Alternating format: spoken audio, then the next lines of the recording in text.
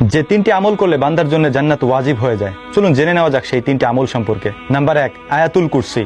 আয়াতুল কুরসি সম্পর্কে নবী করিম সাল্লাল্লাহু আলাইহি ওয়াসাল্লাম বলেছেন, যদি কোনো ব্যক্তি 5 ওয়াক্ত নামাজের পরে আয়াতুল কুরসি পাঠ করে তাহলে ওই ব্যক্তির জান্নাতে প্রবেশের জন্য একটি মাত্র বাধা থাকে, আর তা হলো সে মরে না তাই জান্নাতে যায় না, মরলেই জান্নাতি। আর আয়াতুল কুরসি যদি কেউ সকাল এবং সন্ধ্যায় একবার করে পাঠ করে তাহলে ওই ব্যক্তিকে আল্লাহ তাআলা ওই দিন এবং ওই রাতের জন্য আল্লাহ তাআলার হেফাজতে নিয়ে নেন।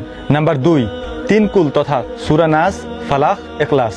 এই তিনটি সূরা 5 ওয়াক্ত নামাজের পরে যদি কেউ একবার করে পাঠ করে এটারও বিপুল পরিমাণ ফজিলতের কথা হাদিসে বর্ণিত হয়েছে। সকাল এবং সন্ধ্যায় যদি কেউ 3 বার 3 কুল পাঠ করে তথা সূরা নাস, ফালাক এবং ইখলাস পাঠ করে তাহলে সারাদিনের জন্য সকল প্রকার ক্ষতি থেকে আল্লাহ রাব্বুল আলামিন তাকে হেফাজতের জন্য যথেষ্ট হয়ে যান।